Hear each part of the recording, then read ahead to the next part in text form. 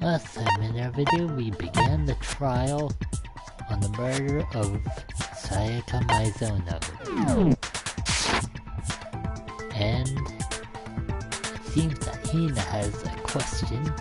Let's find out what it is. Oh, you... You don't gotta sound so disappointed! It's fine. Just ask your question. Oh yeah. Okay, so... Well... I was just wondering... How did the culprit get into Makoto's room in the first place?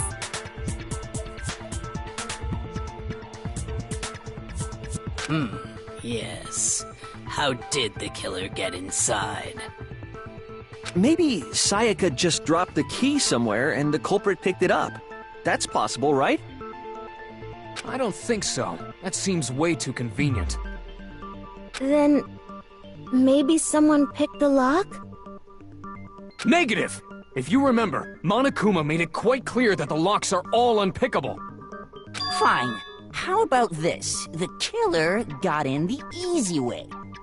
They could have knocked and said they wanted to talk or something, and Miss Mizono just let him in. No, that can't be it either. Oh! Trying to argue against me? Sounds like someone doesn't know his place. Wait a second, what's up with his tie? I just now noticed that. And a blue arrow on his tie? Hello? Why exactly can't that be it?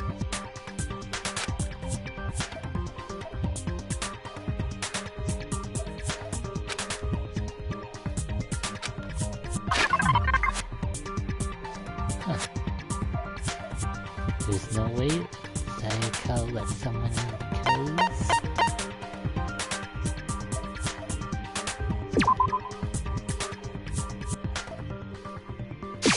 I got it! Because Sayaka was already scared, remember? That's why she asked me to switch rooms in the first place.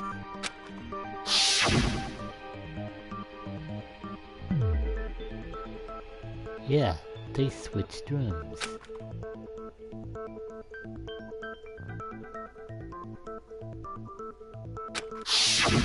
Knowing what she'd been through, They I just switched can't rooms. believe she would have opened the door for anyone. What if her being scared was a lie? Huh? What the hell is that supposed to mean? Why would she lie about something like that? I know you don't want to consider it, but look at this and tell me. Can you still deny the possibility?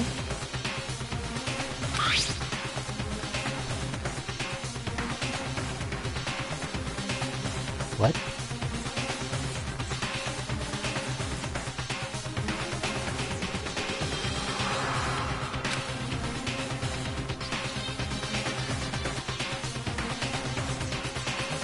I found a notepad during my search, and I shaded in the top sheet with a pencil. And these are the words that appeared. Oh man! I've totally seen people do that on detective shows. Withholding crucial evidence. They Kirigiri. When you write, it can leave an imprint. Sketch over the next sheet of paper, and you can see the words. When I saw that, I was like, holy crap! I better make sure I rip the paper out before I use it from now on.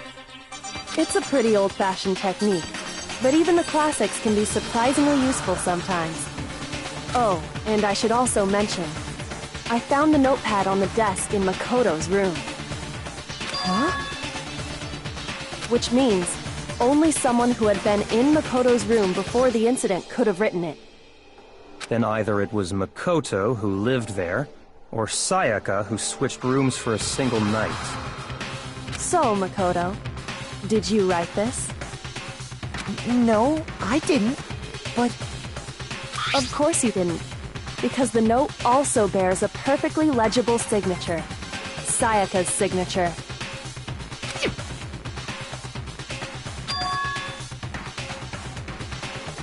Where did she get that? But why? Why would she write that? The note was likely her way of getting in touch with a certain someone. She must have slid it under their door to let them know she wanted to meet with them in secret. If you got an invitation like that from the ultimate pop sensation, what young man could resist? Of course, I'm only into 2D, so it wouldn't have any effect on me. But can we be sure anyone even got this note? And honestly, even if they did, I do not think they are at all involved in what happened. Huh? What makes you say that? Would you like to hear what I have to say? Enlighten us. Very well then. Pay attention. What? I don't know if that's the case.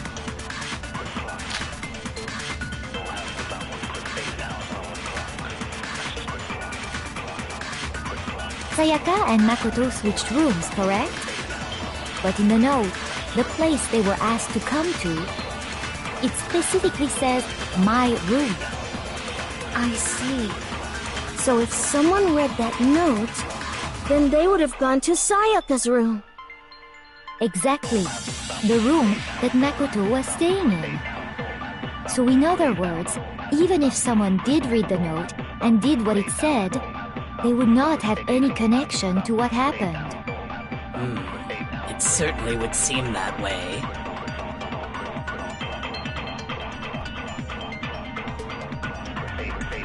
Return to my room instead of Sayaka's. And the reason for that is, it could be because they got switched between me and Sayaka's rooms. Sayaka and Makoto switched rooms, correct? But in the note, the place they were asked to come to, it specifically says, my room. I see. So if someone read that note, then they would have gone to Sayaka's room. Exactly. The room that... No, that's wrong!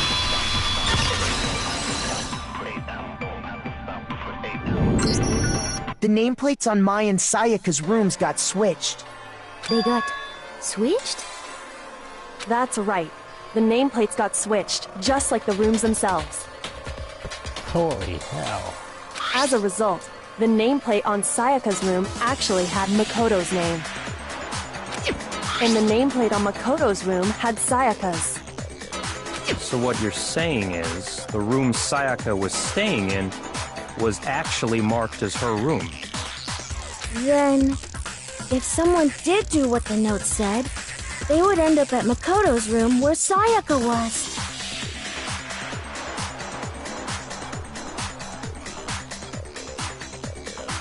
Plus, their rooms are right next to each other, so switching the nameplates would be no problem. And the one who switched the names was... well, of course it wasn't you, right, Makoto? Right? Okay, then who did it?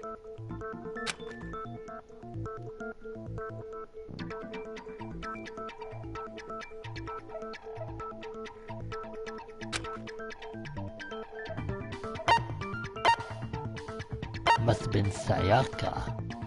I got it! Me and Sayaka were the only ones who ever knew about us switching rooms. So the only other person besides me who would even know to switch the nameplates was Sayaka. You can also infer as much from her note.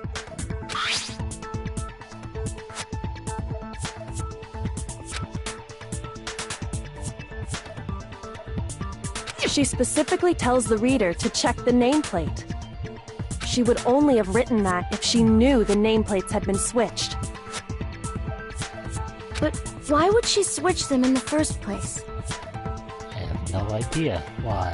She wanted someone to come to the room she was in, and also hide the fact that it was Makoto's room. What? Inviting someone to your room, but not telling them you'd switched rooms. Why would anyone do that? To understand that, we first need to understand what happened after she invited the person into the room. That's where the answer lies.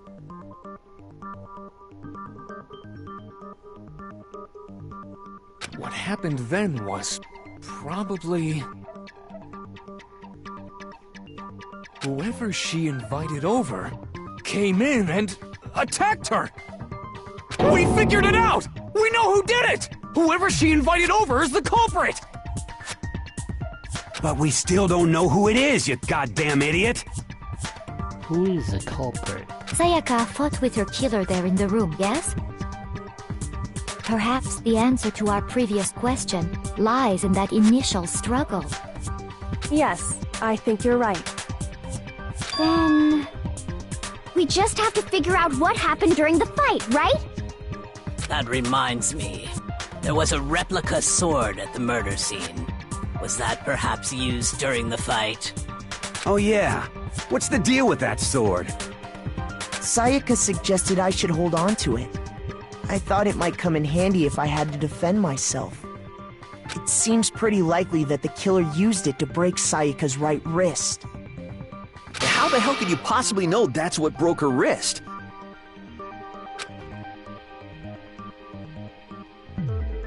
The reason I know Sayaka's wrist was broken with the fake sword is because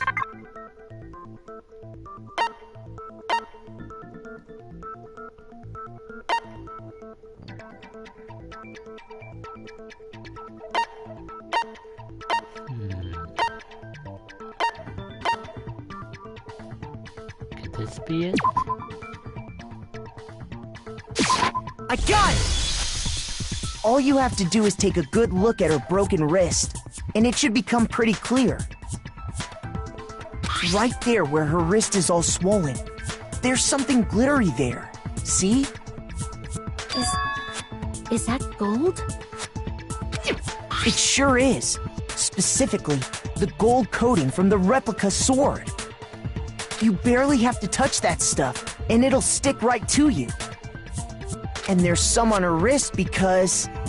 I got it! Because she got hit with the sword! Right there on her wrist! I see.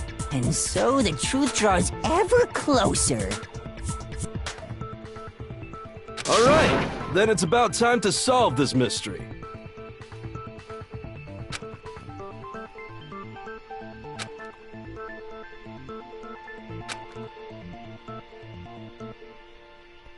There's a bit more to learn about non-stop debate. Would you like to hear more? Of course, Mr. Narrator Person. Starting with the next debate, I'll start loading multiple truth bullets into your truth cylinder. But just like the one with the weak spots, only one of those bullets can actually refute the proper statement. In other words, from here on out, you have to combine the right truth bullets with the right weak spots to refute each statement. If you come up with the wrong combination, you'll take damage to your influence gauge. You can press the L1 button to rotate the cylinder and choose which bullet to fire. Press and release the L1 button to cycle through each bullet. Or you can hold down the L1 button and use the left stick to select a specific bullet.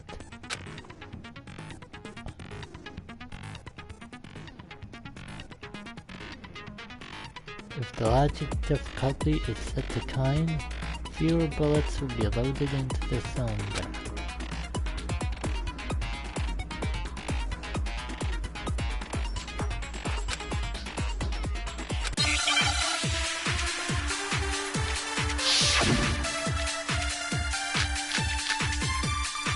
L button.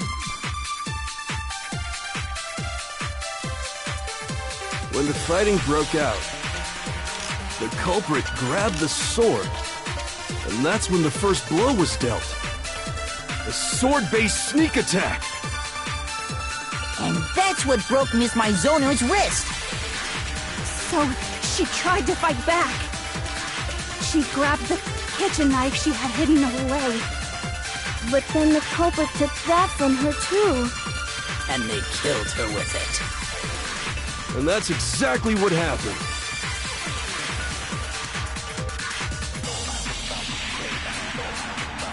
The person with the sword really did act first, and there was no explanation of how a certain part of the sword got damaged. When the fighting broke out, the culprit grabbed the sword, and that's when the first blow was dealt. The sword-based sneak attack! No, that's wrong!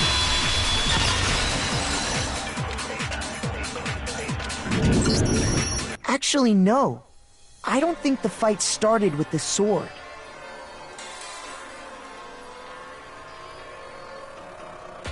Why not? Because the sword sheath had been scratched.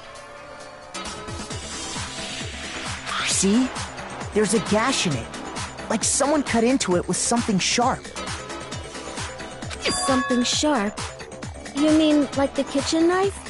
That was the only sharp thing found at the scene. Stop jumping ahead! Slow down and explain it so I get what the hell's going on. If the sword was used first, there wouldn't be any explanation for the scratch on the sheath. If you were going to attack with the sword, you'd take it out of the sheath first, right? That's true. With the sheath on, it'd be heavy and bulky and useless as shit. Okay, so how did the sheath get damaged? If they got attacked with the kitchen knife, maybe they grabbed the sword as a defensive impulse. In that situation, there wouldn't be any time to actually unsheath the sword. So you're saying the sword was initially used to defend against an attack from the knife? Which means whoever had the kitchen knife was the one who attacked first. I think I get it! So here's how it all played out. The culprit came in, found the kitchen knife hidden there somewhere. Then they took the knife and attacked Sayaka before she knew what was happening. So she grabbed the sword to defend herself, but then the culprit took that from her too. Then, after they broke her wrist with the sword, they took the knife and finished it. Sorry, but I don't think Sayaka used the sword to defend herself. What? How the hell can you not think that? Because she never held the sword at all. There's a certain part of her body that makes this clear. Part of her body that never...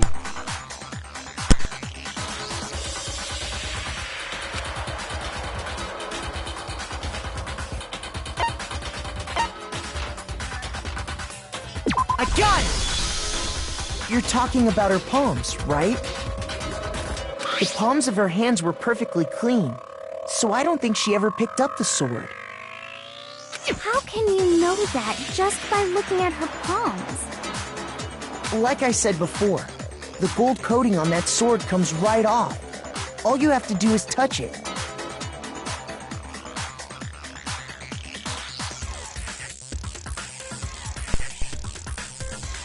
Exactly. You barely touch it and you get gold painting on your hands. In fact, if you look, you'll notice that a lot of the gold has already come off the handle. It's safe to assume that's because whoever used the sword got some of it on their hands.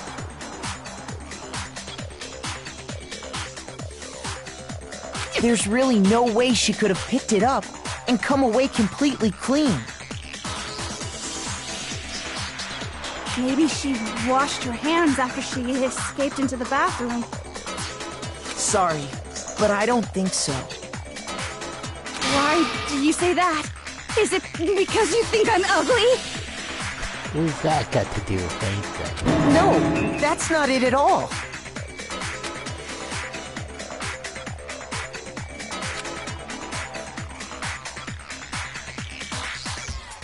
The water was off. I got it! According to the Monokuma file, Sayaka's time of death was around 1:30 a.m.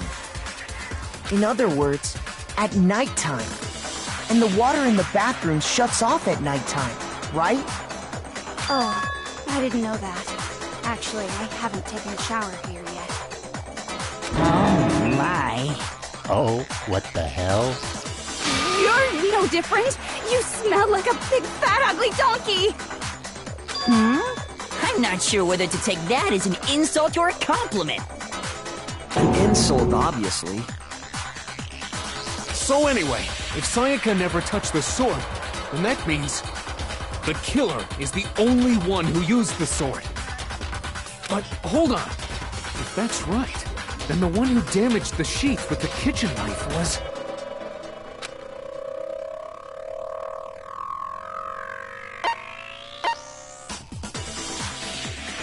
I got it! Sayaka? She had the kitchen knife?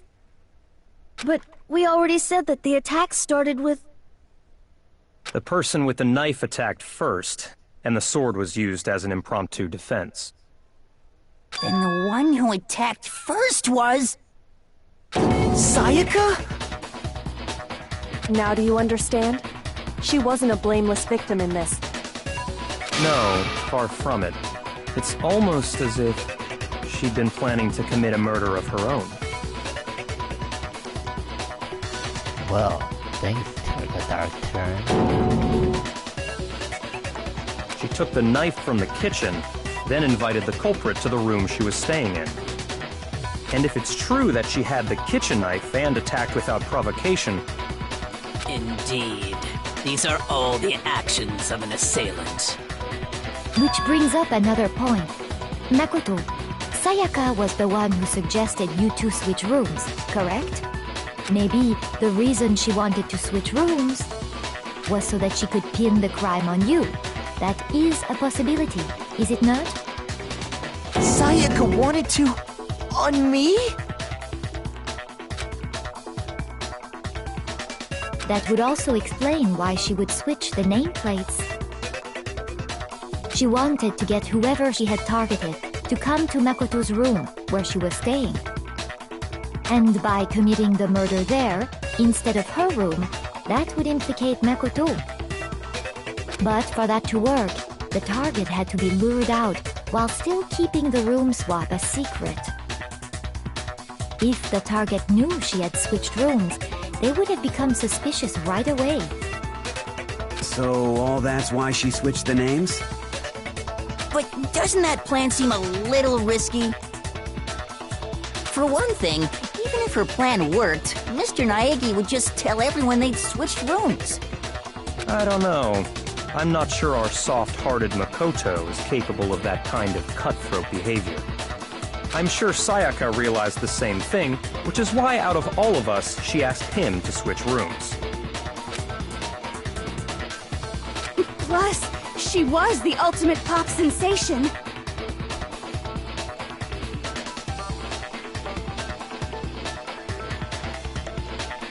A totally forgettable kid. Or a national superstar. Who are you more likely to believe? Wait, then... you're saying she had this all planned out? Holy shit! But in the end, her plan backfired. So Sayaka planned to commit murder on someone, and She it launched her backfired. attack with the knife, then found herself under attack in turn. That must be when her wrist got broken, and she was forced to drop the knife. The tables were suddenly turned on her, and she died at the hands of the one she'd planned to murder. Just hold on! That can't be true! Because... Hey! You guys have totally derailed the argument! You're being super boring right now. Come on, hurry up and decide who did it! Wouldn't it be awful if I had to punish you all just because you ran out of time? Oh yeah, we gotta decide who we think did it. Makoto, right now you just need to concentrate on figuring out the answer to this mystery.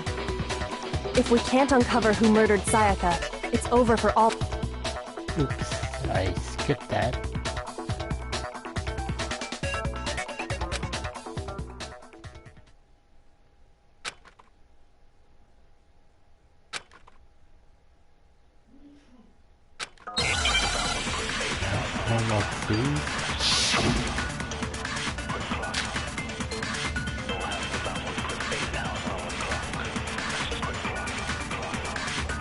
It's easy just to say, hey, decide who did it. But there just aren't any more clues, right? Very well. Then let's review all the clues we've found up to this point one more time. Do we really have time for all that? Die! Die! If we don't do something, we're all gonna die! Calm down, Toko.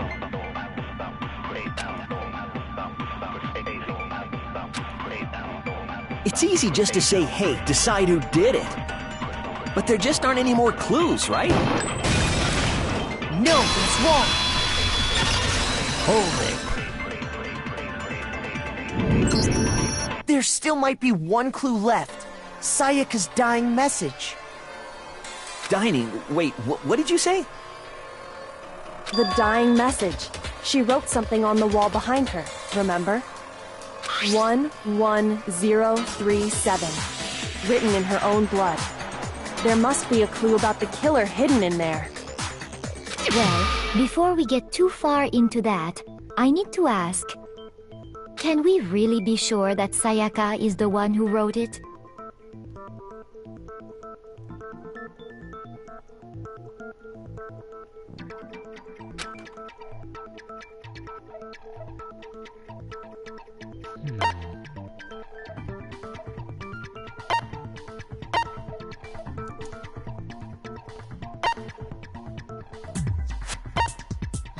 I think I do remember her blood on her fingers, so let's...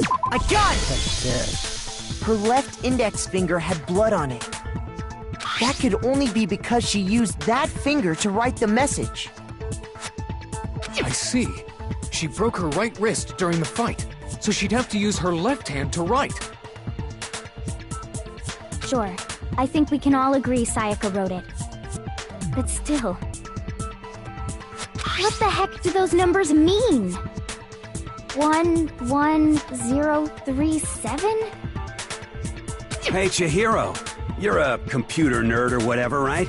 You should know all about numbers and shit. No, that's not... Yes, I'm a programmer, but I don't see any kind of meaning in these numbers. Of course. It's because they're not numbers. Oh! Yeah, it looks like... Huh? What? No, it's just... look at the numbers, assuming they're not numbers. Don't these first two, 1-1, look less like two numbers and more like one letter? Ah, you're right.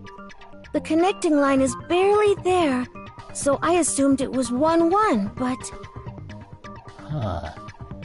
Could it be the killer? Looking at it now, you could also read it as an N. Whoa! You might have finally just said something worth a shit. Our little gray cells are really getting excited now. But even if that really is an N037, doesn't make any more sense than before.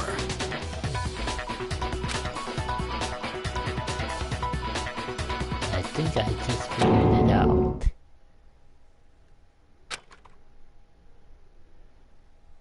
Rotate the image 180 degrees.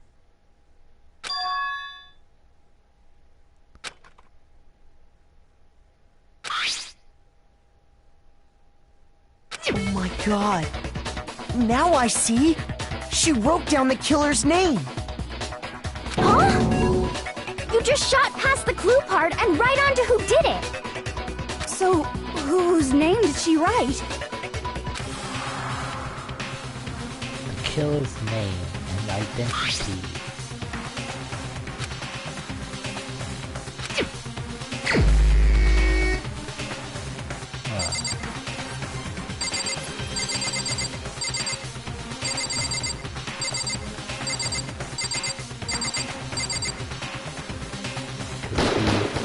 Here's my answer. The key to solving this mystery was simply to rotate the writing 180 degrees. If you turn the message around, it becomes the letters L-E-O-N. Leon. Or more accurately, Leon. What the hell are you talking about? It's just a coincidence. It's just a bunch of random squiggles that happen to look like my name. No, it's not random at all.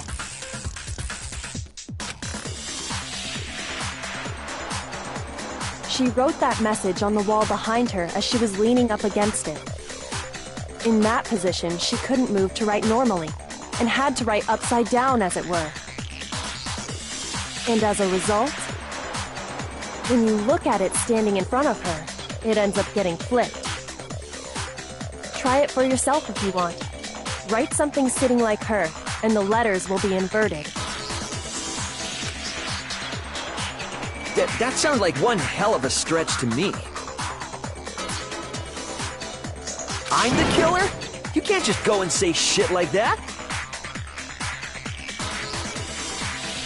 If you're not the killer, then why did you try to destroy the evidence? Huh? You know what I'm talking about, right, Makoto? The evidence Leon tried to get rid of?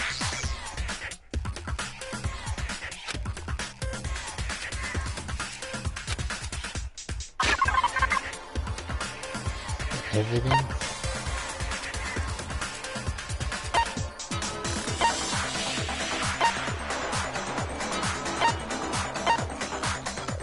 Is this it?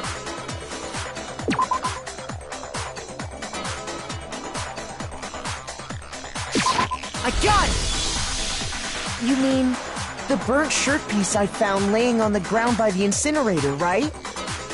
As the killer stabbed Sayaka, they must have gotten some of her blood on them. And to dispose of the shirt covered in the victim's blood, they threw it into the incinerator.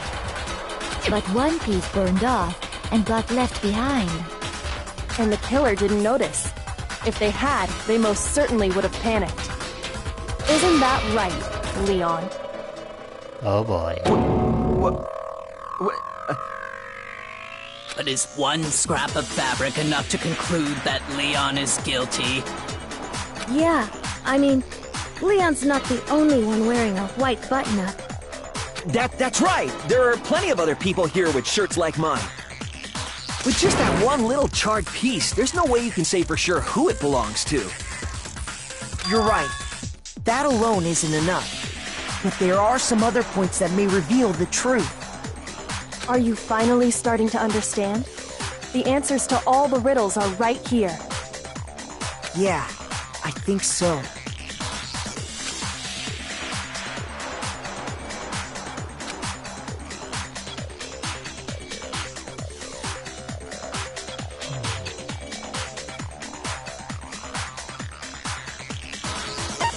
What do we see? I got it! If you look closely at how the shirt was disposed of, we should be able to figure out who the killer is.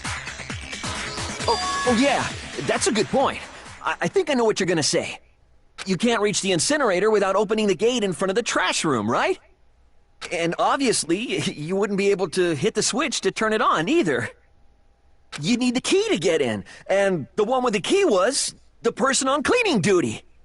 Hifumi? So the killer had to be whoever was in charge of taking care of the trash, right? Interesting.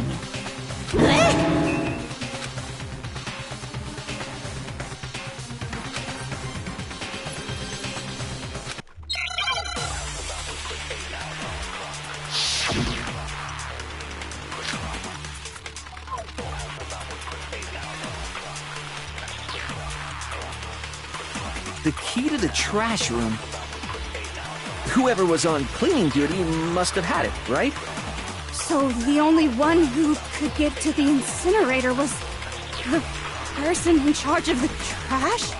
And you'd have to get close to the incinerator in order to destroy the evidence. Which means the only possible suspect is whoever had the trash room key. Okay, so the person who would have had the trash room key was... Huh? Me? No! It was Hifumi.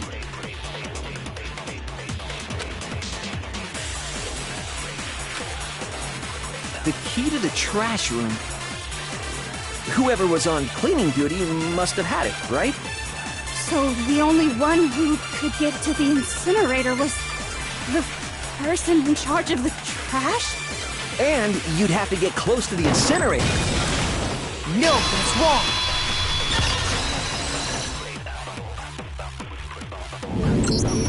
Hold on. I think I know how someone could dispose of the evidence without using the trash room key. But if you can't get past the gate, you couldn't possibly turn on the incinerator, could you? Yes, you could.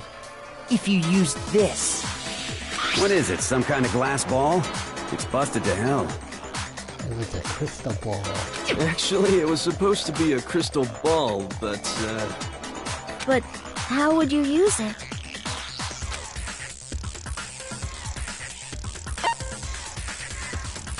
I got it!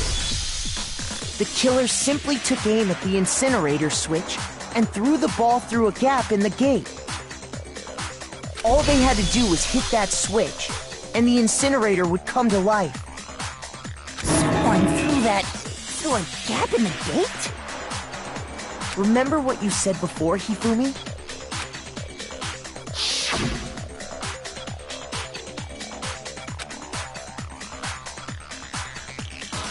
Oh yeah, he did say something like that. After he did it.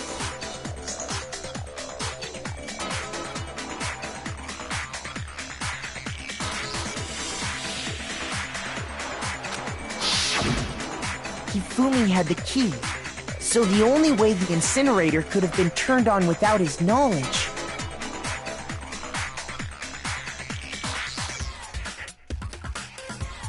was because the killer was able to hit the switch without opening the gate.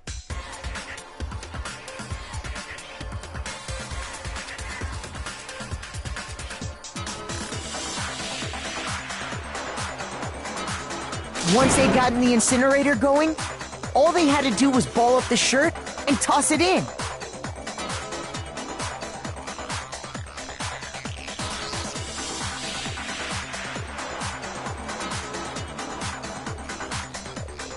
Hey, come on! What the hell is this?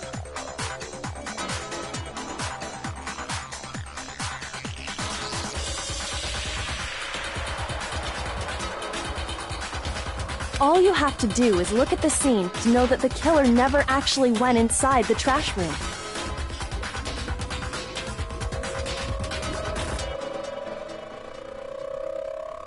The shards of broken glass, the incinerator left running, the piece of shirt that escaped the fire. If the killer had been on cleaning duty, the evidence would have been taken care of much more thoroughly. Wait, no, just hold on. But the distance from the gate to the incinerator has to be at least 30 feet, right? The pinpoint accuracy you'd need to throw a glass ball that far and hit something that small. Could someone really do that? That's right! There's no way! It'd be impossible! Difficult, absolutely. Impossible? I don't think so. Because the killer is...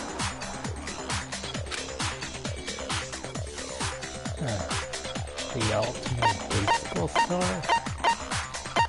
The ultimate killer one? Or the graphic creator?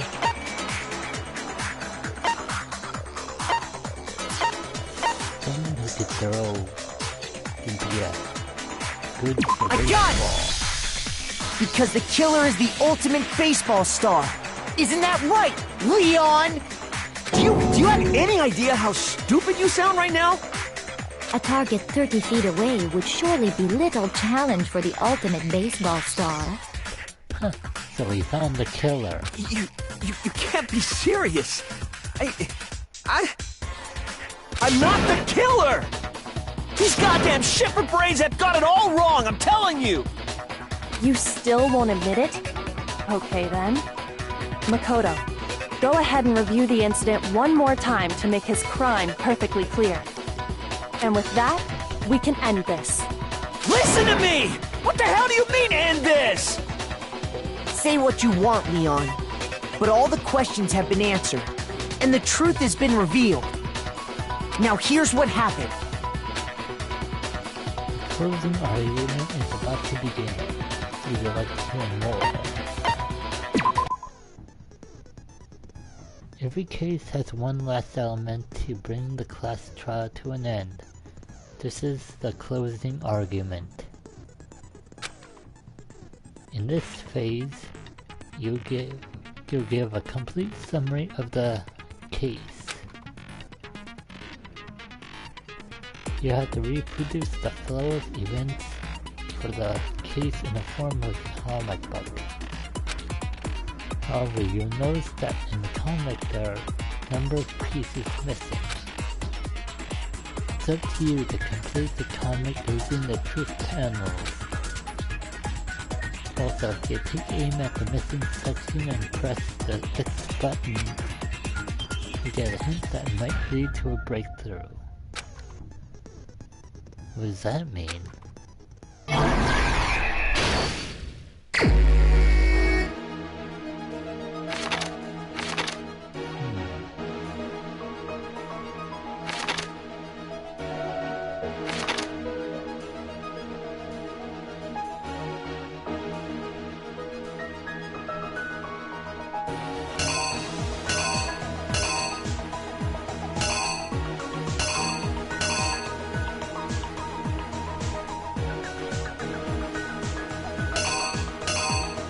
How will I know which one to choose?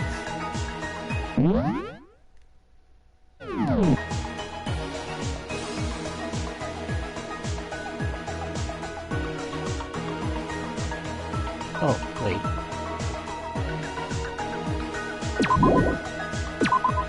So I drag these.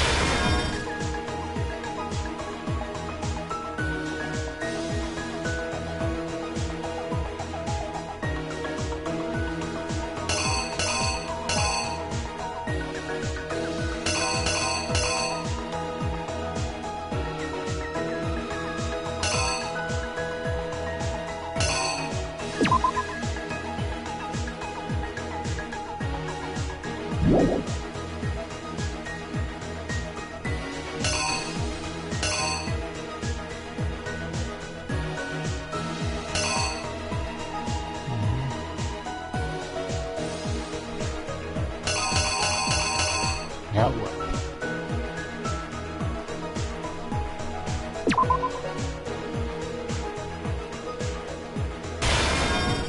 Do I have it right?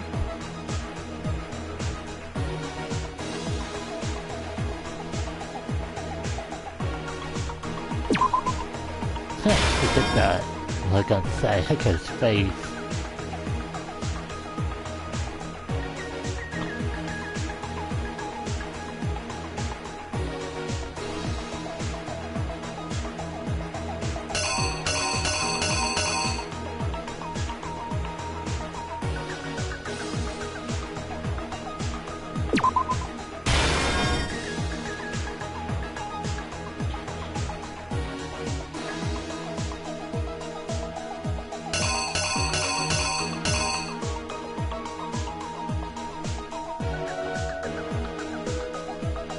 So I had to piece together what I already know about the case.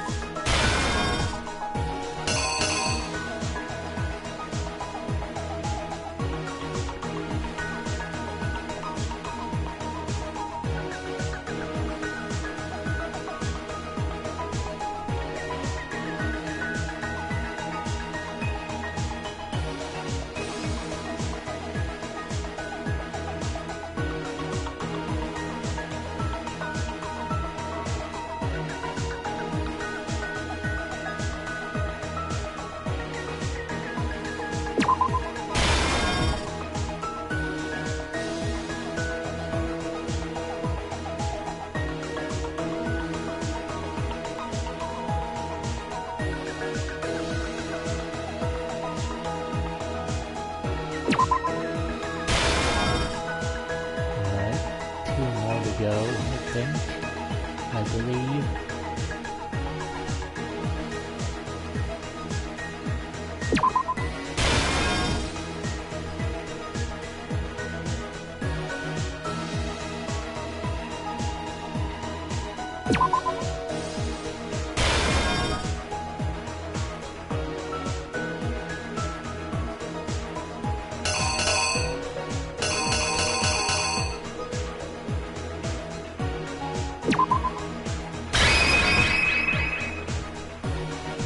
Here's exactly what happened. I think I'd better take one more look back at the case from the beginning.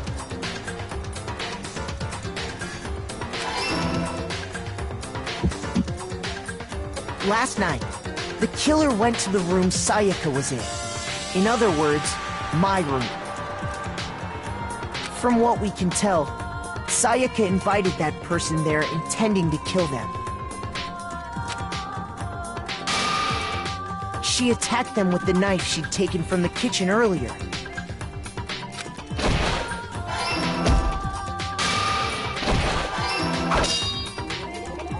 But then something happened that she wasn't prepared for. They grabbed the fake sword I put in my room and fought back. During the struggle, a strike from the sword broke Sayaka's right wrist. And that's when she lost her grip on the kitchen knife. Finding herself cornered, Sayaka panicked and ran into the bathroom.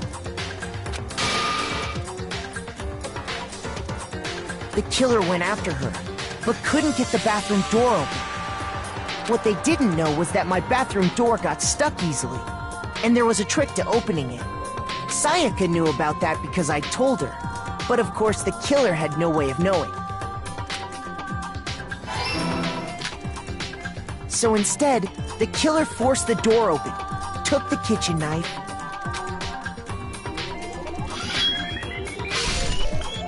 and stabbed Sayaka.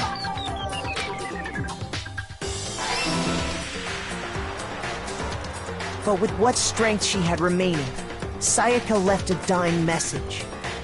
To keep the killer from noticing, she wrote it on the wall behind her.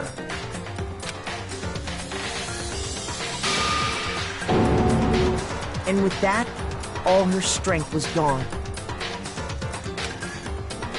With Sayaka dead, the killer quickly began destroying the evidence. First, they took off their shirt, which was covered in their victim's blood.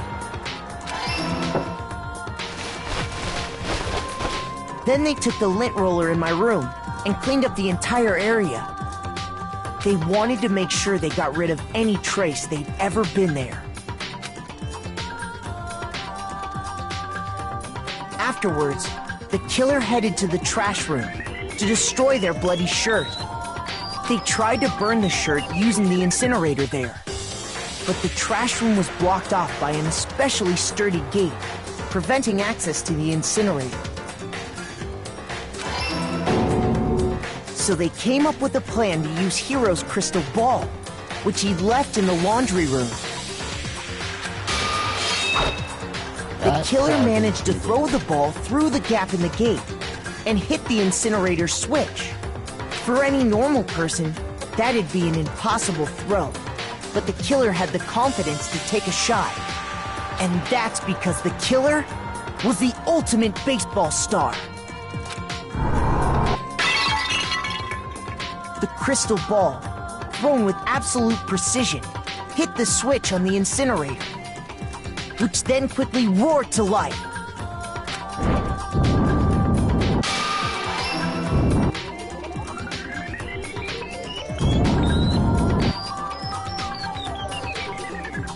Having destroyed the final piece of evidence, they left the area with, I imagine, a sigh of relief. But there was one thing they missed.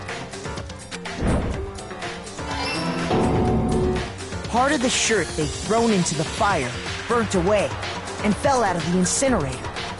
The killer didn't notice this, and so left behind a piece of indisputable evidence.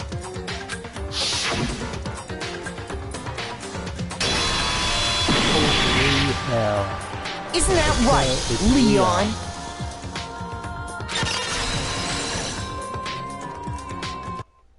It would appear that Hiro simply forgot his crystal ball in the laundry room. You went there to try and wash the blood out of your shirt. And that's where you saw it, right? Seeing the ball, you thought of a way to take care of everything. So, Leon, do you object to anything that's been said? Do I object? Hell yes, I object! Of course I do! I object! I object! I object! I mean, all of this is just a bunch of stupid theories! You need evidence! Where's the evidence? Without evidence, it's all bullshit! It's bullshit and I refuse to acknowledge it! Well then, I guess this is as good a time as any to present the evidence that proves you did it. Makoto, I believe you're in possession of that evidence. Evidence? The first bullet time with the battle is about to begin. We'd like to hear more. When the killer removed the screws from the doorknob, they didn't use anything from your room to do it. Instead, they must have used something that belonged to them.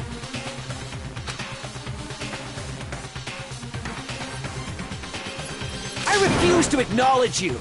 You're stupid! Stupid, stupid, stupid! Stupid, stupid, stupid, stupid, stupid, stupid, stupid! What's his problem?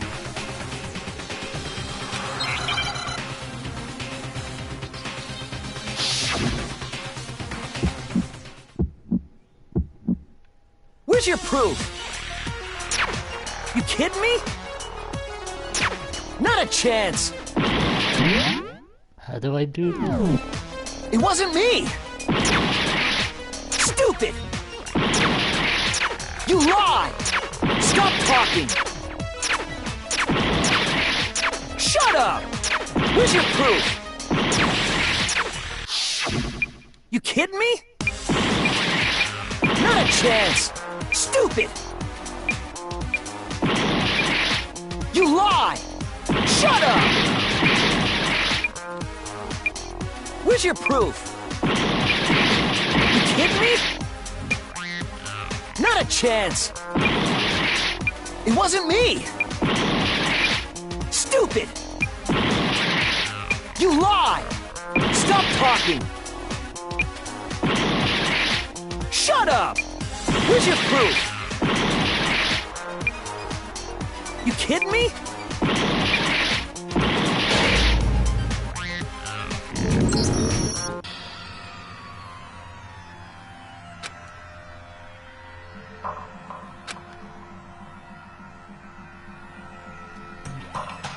Yeah, man, this is hard.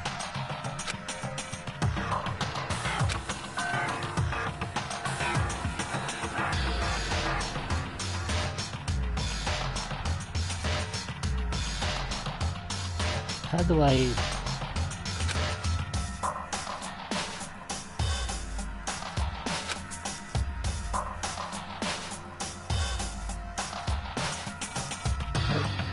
How did I miss that? Is this really the end for all of us?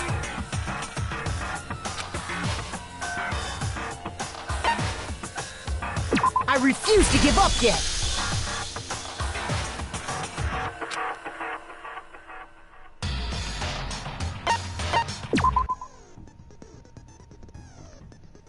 Alright, that's what I did wrong.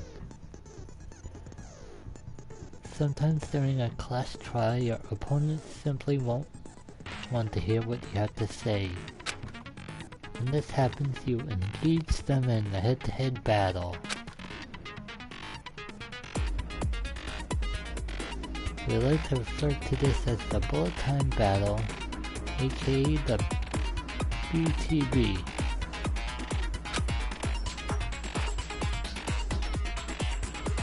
During the BTB, you want to destroy your opponent's statements in time with the rhythm.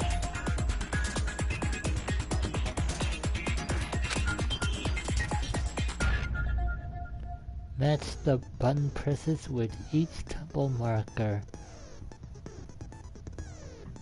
as they move across the screen to reach the center.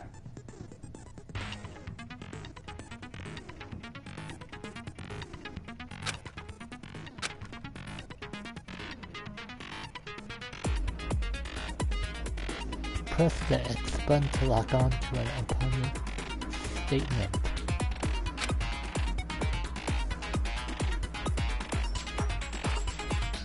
Destroy the statement you lock on to with the triangle button as the temple marker reaches the center.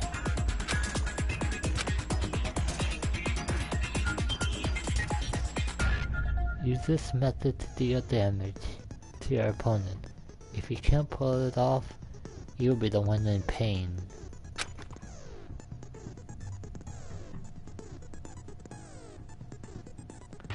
Do this consecutively and you'll get a combo. Keep this going and you initiate a tempo up.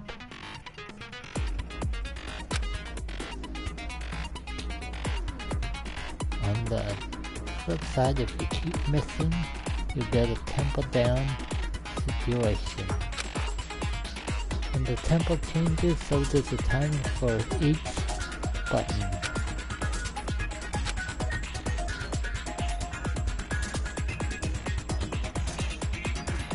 So the X button to lock on.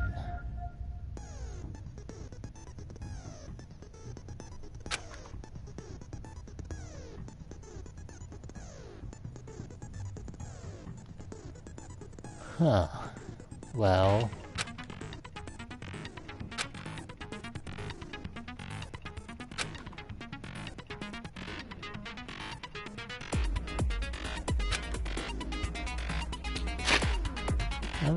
I'm gonna end the video here real quick and continue this some other time. The fuck?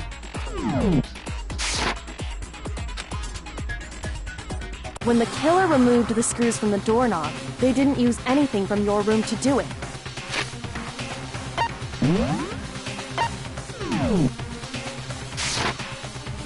Instead, they must have used something that belonged to them.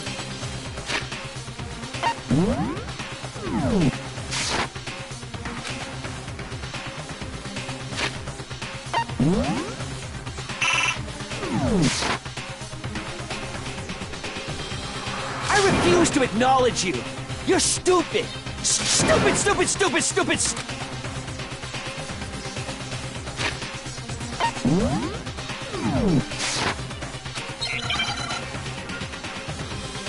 Let's try this again. Where's your proof? You kidding me? Not a chance! It wasn't me! Stupid! You lie! Stop talking! Shut up! Where's your proof? You kidding me? Not a chance! Stupid! You lie! Shut up! Where's your proof? Where's your proof? This should prove it! That was easy. The screws on the bathroom doorknob were removed. I wonder what kind of tool the killer used to remove them. I mean, it had to be a screwdriver, right? Alright, I'm gonna try and... Yeah, we can save right now. And we'll continue the conclusion of the trial later on.